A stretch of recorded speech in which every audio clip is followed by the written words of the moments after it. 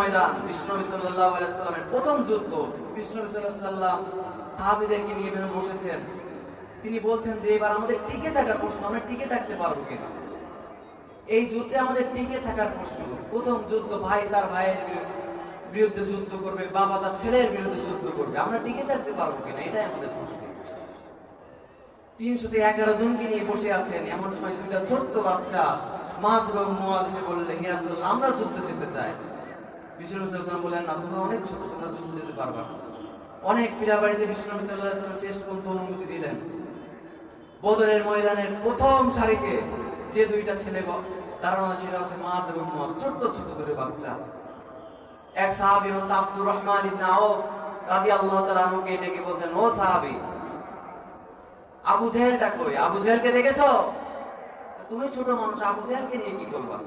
আমরা তো এই বদরের ময়দানে যুদ্ধ করার জন্য আসি নাই, আমরা এসেছি আবু জেহেলটা নাকি মক্কায় আমার নবী থাকাকালীন আমার নবীকে অনেক কষ্ট দিয়েছে, আমরা এর প্রতিশোধ দিতে চাই।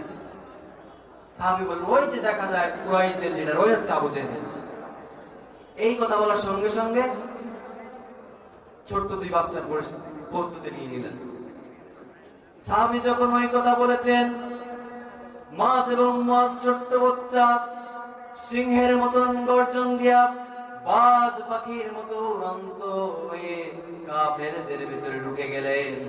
কাফেরের ভিতরে ঢুকে গিয়া আবু জেহেলের দুই পাশে পজিশন নিয়ে দাঁড়ায় গিয়েছে।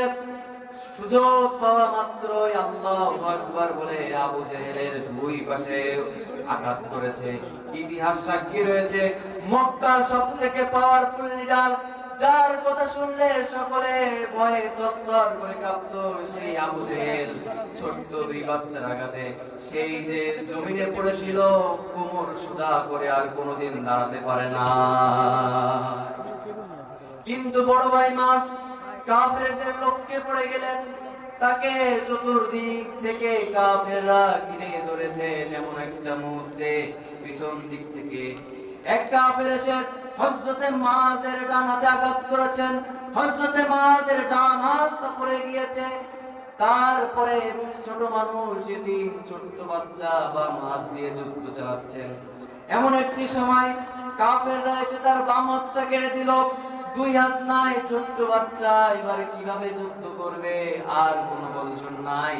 এমন একটা সময় এক কাফের এসে হযরতে মুআজের কল্লা বরাবর তরবারি হাঁকিয়ে দিল।